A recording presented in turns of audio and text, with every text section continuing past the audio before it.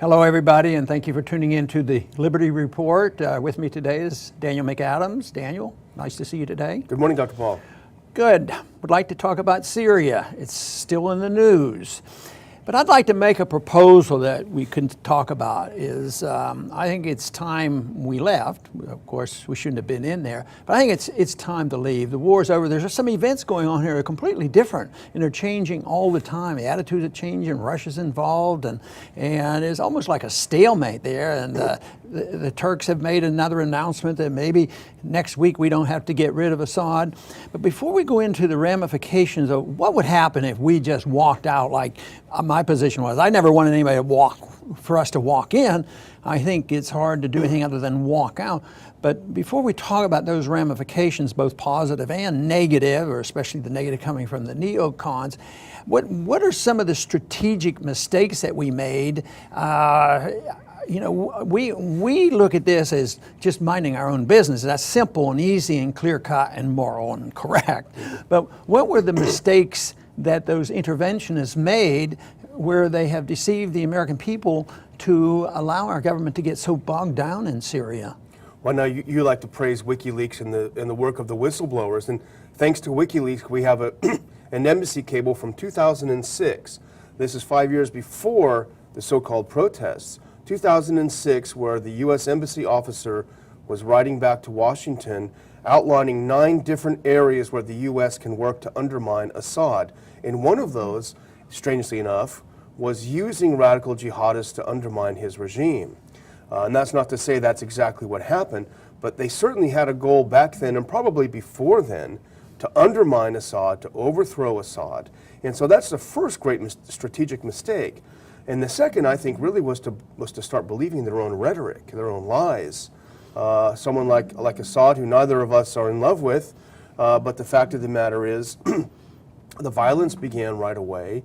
It was kind of a classic Muslim Brotherhood kind of uprising that his father had faced a number of times over his past and brutally put it down. There's no question about that.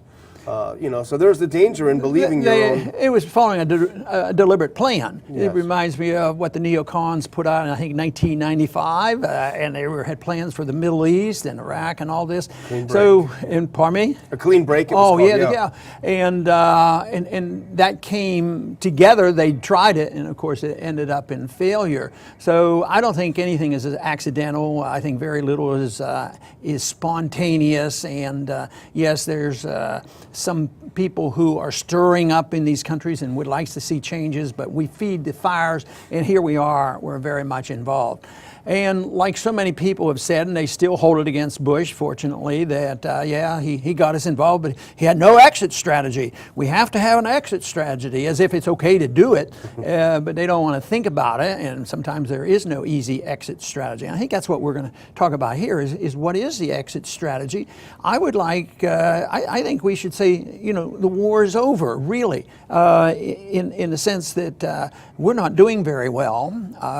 Russia has moved in, and some people get hysterical over this, but when you think about how many countries we're in with our special forces and our military, 150 countries to some degree, and Russia has a treaty with Assad and with Syria, and they have one port. So in comparison, it's understandable if you try to look at it this way, and then you look at the people who want to get rid of Assad, and of course we want to get rid of them, the Turks want to get rid of them, and the Saudis want to get rid of them, Israel probably wants to get rid of them, the whole works. But in a way, they're endorsing the principle of terrorism. Who are the people that's been motivated? Who are the people who started doing the shooting? Even if there's a reason to get rid of Assad, does that mean we have endorsed, this terrorism? And do we have to stay? Is the big question. And what is going to happen? Well, it's what the neocons love to scream now is that, if we back off, it just shows Obama's weakness. Obama's a weakling. He's a nobody. But I always remember what you said when you were campaigning. Sometimes it takes a lot more strength to show restraint, to pull back, and to resist the siren calls of the interventionists and the neocons. And so it would actually be a sign of strength for the U.S. to pull out. Right, and to do the smart thing. I think one thing that is a little bit entertaining is Kerry's reaction to the so-called success of the Russians right now. Here we know that Assad is in Moscow talking with Putin. But Kerry had an interesting thing. He said, we shouldn't worry all that much about it because they'll fail. They can't accomplish anything. They're just going to drop bombs, and they're going to be in a quagmire, if they keep doing this. Do you think it would be worse than our quagmire? I would think maybe the Russians are a little more cautious because we haven't quite learned our lesson, and the Russians, Soviet Russians anyway, learned their lesson in Afghanistan. I would think maybe they're very, very cautious, and when they go, they know exactly what they want to do, and they seem so far to be successful. So I'm still making the case for coming home, and how would it hurt our national interests? I think our national security and our national interests would be served, but others, David Brooks and others keep writing about how horrible it would be for our national security. Who's going to take over running the world if we're not doing it? It's funny. You talk about Kerry and the rest, but Chris Rossini on your website, RonPaulLibertyReport.com, had a great article where he talked about how the interventionists have now just discovered blowback, but it was when the Russians came in they started warning blowback's coming. They're going to get blowback. So they finally started realizing this. But there's another interesting development in the news, and you talk about just pulling out. There was an election in Canada where the Liberal Party, the Labour Party, defeated the Conservatives. And the new Prime Minister, the incoming Prime Minister Trudeau, the first thing he announced, and this is when Obama called him to congratulate him, he told Obama, look, we're pulling our planes out of Syria. Oh, boy. So it can be done. Well, when the people get to speak out before the propaganda hits and they're persuaded otherwise.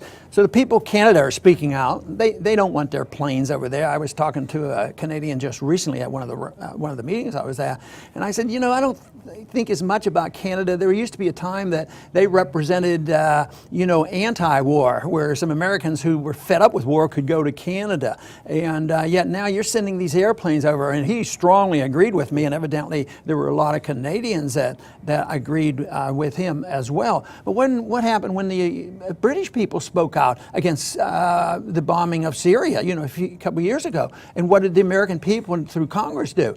Yet they still do it. Still did it anyway. And it seems like the people, when they get a little bit of a chance, they want to say and do the right thing, but then they let their guard down. The propagandists get out there, and our governments act outside the law. But I think this vote in Canada is a very good one, and it sends a message. They weren't running the show. It was just sort of bowing to us and capitulating to the strong arms of our executive branch. Well, this shows the dangers of propaganda.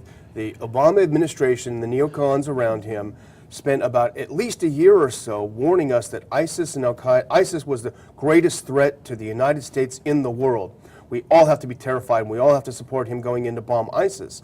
And then all of a sudden, when Russia came in and actually started bombing ISIS, they were stuck because if you look at some recent opinion polls, Americans are overwhelmingly in favor of what the Russians are doing because they've been told all along that ISIS is the enemy. Yeah. So when Russia starts attacking them, now Washington wants them to not be happy about them being attacked. It'll be an interesting thing. What will happen? We leave, we're out of it, which would be a major improvement. So Russia knows what their agenda is. Turkey knows what their agenda is, and it's not impossible for them to work out something with Russia. And the Kurds are involved. Maybe something would happen where the Kurds could become a little bit more independent. That shouldn't be the end of the world, but this would involve maybe Saudis changing their tune. If we're not in there egging everybody on, and even, it would be nice if we got out of Syria, but we ought to get out of being allies with Saudi Arabia, bombing and killing in Yemen. Yeah. And let Saudis worry about that. They're already having some financial trouble paying their bills, all that oil and all that money, and now they can't pay their bills. So I think then they would wise up, and something, who knows, peace may break out for all we know. Well, there's such a great moral hazard for the Saudis knowing that we'll back them up no matter how reckless their policy becomes. And as you say, if we pull out and no longer backstop them, they may have to find some accommodation. And we've already seen signs of that. We've seen several high-profile visits of Saudi leaders to Moscow. There have been a lot of talks between the Saudi Arabia and Moscow. I think they see the writing on the wall, and if we could just get out of the way, stop dropping more weapons into Syria, putting fuel on the fire, we'd find these things starting to work themselves out. Yeah, well, I think the neocons are already worried about this, and they know with handwriting on the wall, maybe they're thinking along the lines we're thinking about, we need to back off from this just out of reality. But, David Brooks quoted Joshua Mitchell from Georgetown on this issue, and Mitchell had written something that we're living in terrible times. We're living in the age of exhaustion. We've lost our desire and our enthusiasm. We don't have our confidence. But he's not talking about confidence in liberty, confidence in the free market, confidence in getting rid of central banks and minimizing government. He's talking about militancy type of confidence and authoritarianism. Well, the neocons survey all of the fruits of their works around the world, and where the rest of us see chaos, they see a project in motion. And actually, there's a quote from David Brooks, if you don't mind, from today's New York Times, which I hate to overstate this, but this could be written by a Nazi or Soviet propagandist. And the theme of it is, we've got to give up our individualism because we have a greater cause. But listen to this, and even if you're listening, think about saying Germany instead of America when he says this. He says, some leader has to be able to digest the lessons of the last 15 years and offer a revised, charismatic, and persuasive sense of America's historic mission.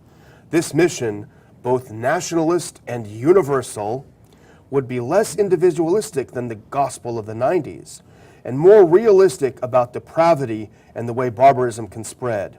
It would offer a goal more profound than material comfort.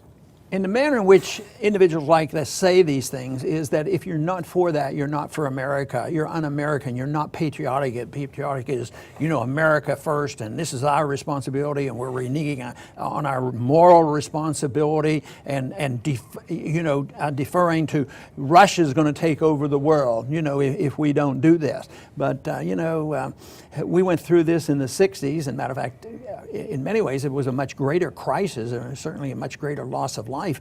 About all those years we spent there, the French and the Americans trying to subdue the Vietnamese, and then finally they left. We left. We came home, and now look at what happened. Did communism win out there? No. It's become westernized, and I kept always saying you win more success in peace than you do in war, and yet I think we're at a point now where the American people, if they would just look to this issue and support the people who want to solve our problems, not with war, but through persuasion and setting examples, which means, yes, what we would do, we would quit getting ourselves into these messes, and that would be the best way. But once we get in, just to send more troops and more money and kill more people to justify and make sure that nobody has died in vain and that we never give up, is to just say, this is not a proper role for our government. Things are not better. Our national security is better. Our financial conditions are worse. And we need to come around to admitting this. And like we just said, when the Canadians had a chance to vote and the British people voted and the American people sent their message to Obama, it said, quit doing the bombing, don't go in. The real problem is our government, especially, goes and does it anyway. Obama is notorious for saying, well, if the Congress doesn't do it, I'll write an executive order. Well, someday, maybe we will end up with a president who will say no more executive orders to run the world, and we're going to listen to what the Constitution says, and we're going to limit these wars, never go to war without a declaration, and not allow this to happen again. But we could start right now. The end of the world won't come. We'll be better off if we just get out of Syria. That would be a major step in the right direction, and believe me, the world would respond favorably. I want to thank everybody for tuning in today to the Liberty Report, and please come back soon.